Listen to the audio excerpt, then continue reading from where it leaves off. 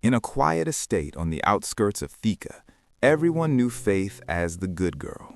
She was the one who never argued, the one who never raised her voice, the one who always said yes. Faith will handle it, people would say, and she always did. From a young age, Faith had learned that being good meant being available. When her mother needed help in the house, Faith was there. When her younger siblings needed school fees, Faith sacrificed her own needs. When relatives visited unexpectedly, Faith was the one in the kitchen, cooking and serving with a soft smile. Her older brother, Eric, was different. He was bold, outspoken, and rarely home. When responsibilities came up, he had excuses. Yet somehow, no one questioned him. "Boys are like that," her mother would say. Faith never complained. She believed that one day her kindness would be seen, that her sacrifices would matter. After finishing college, Faith secured a job as an administrative assistant in a small company in Nairobi. The pay wasn't much, but it was steady.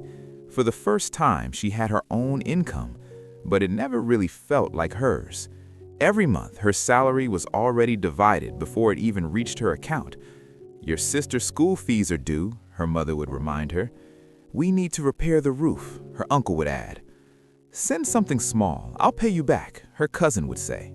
Faith always agreed. "I'll send," she would reply softly. She adjusted her life around everyone else's needs. She rented a small bedsitter, wore simple clothes, skipped small luxuries. While her peers traveled, upgraded their lives, and saved for the future, Faith remained in the same place, holding everyone else up. At work, it was the same story. Faith was dependable, too dependable. When colleagues were overwhelmed, they brought their work to her. "Faith, please help me with this report."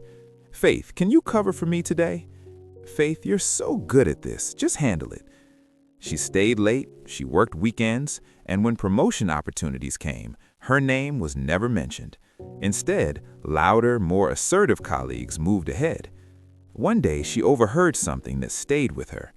"Faith is too soft," one of her supervisors said. "She's good, but not leadership material."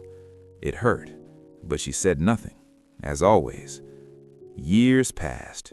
Faith was now in her early 30s, still in the same position, still in the same small house, still carrying everyone. One evening, she sat alone in her room, staring at her phone. Her bank balance was low again. She had just sent money home, again.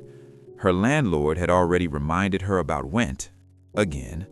She felt tired, not physically, but deeply, emotionally.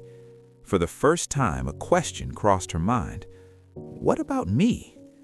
The turning point came unexpectedly. Her brother Eric called.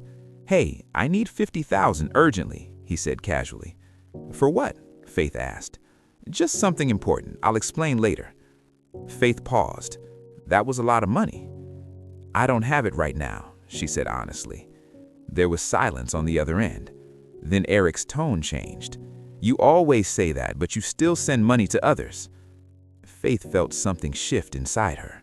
For years, she had never questioned him, never challenged him, but something about that moment felt different. "I send money because there's a need," she replied quietly. "This is a need," Eric insisted. Faith took a deep breath, and for the first time in her life, she said it. "No." The word felt strange in her mouth, heavy, unfamiliar. Silence followed. Then came anger. "So now you think you're better than us?" Eric snapped. Faith's heart raced, her hands trembled, but she didn't take it back. "I just can't," she said, her voice firmer this time. He hung up. That night, her phone was filled with messages. Her mother, her aunt, her cousin, all questioning her. "Why are you refusing to help your brother? Have you changed? Money has made you proud."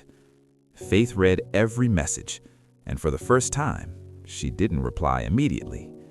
Tears rolled down her face, not because she felt guilty, but because she finally saw it clearly. Her kindness had become expectation. Her silence had become permission. Her yes had become entitlement. The next morning, Faith woke up differently. She went to work, sat at her desk, And when a colleague approached her with extra work, she smiled politely and said, "I'm a bit occupied today. You'll have to handle that." The colleague looked surprised, but walked away. Later that week, she applied for a higher position in another company, something she had been too afraid to do before. Months later, she got the job. Better pay, better environment, better respect. At home, things were still tense. Some relatives distanced themselves, others whispered, but slowly something changed. They adjusted, because Faith had changed. She moved to a better apartment, started saving, started living. For the first time, she bought something for herself without guilt. A simple thing, but it felt like freedom. One day, her mother called, her voice softer this time. "You've really grown," she said. Faith smiled gently. "I just learned to choose myself, too." Faith was still kind, still loving, still supportive, but she was no longer the girl who said yes to everything. She had learned something powerful. Saying no does not make you a bad person. It simply means you have started respecting yourself. And sometimes, the strongest thing a good girl can do is finally say no.